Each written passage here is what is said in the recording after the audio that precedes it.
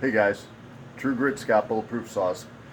Working on a couple 44 builds and I'm just doing the bar studs, and it reminded me I wanted to do a quick video on a few things with bar studs. Been swapping out a lot of the bar studs that come with the Farmer Tech kits for highway bar studs. The metal seems a lot nicer, but there's still some things I don't like about them. And I'm going to set you up on the tripod and then I'll talk to you about it a little bit.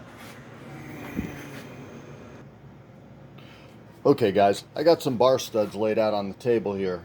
I guess I should have did it this way. I got a highway one here, a Farmer Tech one here, and another Farmer Tech one here. And I'm going to see if I can get the camera to focus on them a little bit closer. And what I want to show you is this. The bar stud all the way to the right does not work with all the different clutch covers, and I'm not going to say I'm some big deep expert on bar studs, you know, which clutch covers fit and which don't. You're going to have to look into that on your own, but the two on the left are what I've been using lately.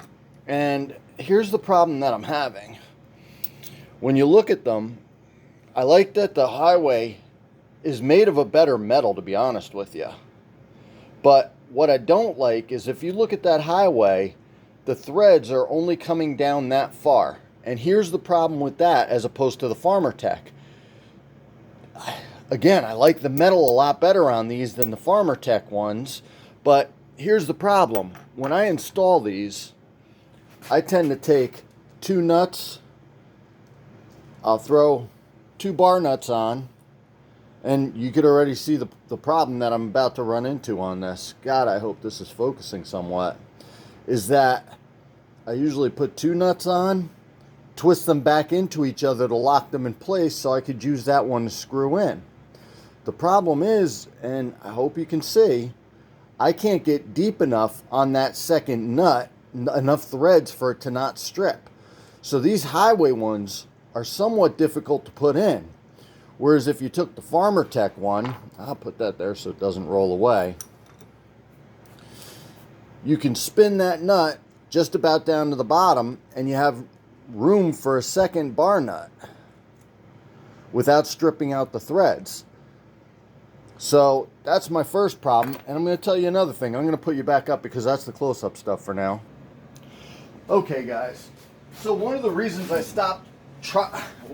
one of the reasons that I wanted to try to really start using the highway studs is because they seemed more consistent in quality.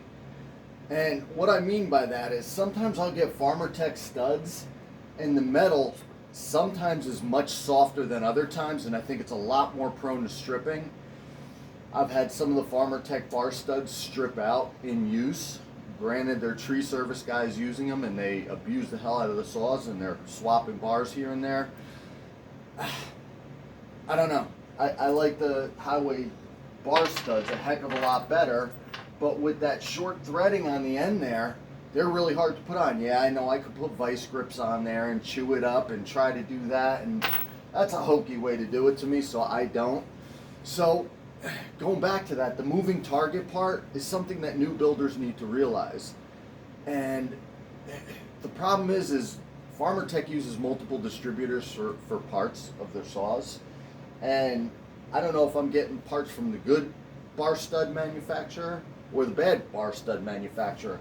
To be honest with you, I think you can kind of tell sometimes, but even the color of the metal, you can see the differences, but sometimes you don't know which is the good metal and which isn't. Highway's just a lot more consistent with it. That's with everything, with the rubber pieces, with the anti-vibe, with the intake boots, with, well, the carburetors is a whole nother video that I'll make. But the moving target of the clone saws is what the problem that a lot of new builders are going to run into. You know, somebody will tell you, hey, this works perfect as is, and then the next person's like, no, that's a piece of trash. Well, that's the moving target problem that we have with the clone saws. Anyhow, I wasn't trying to make a real long video here. I was just showing you some stuff on bar studs, and again, all I'm going to be doing is threading these two nuts onto here, backing them into each other. Oh, what was that?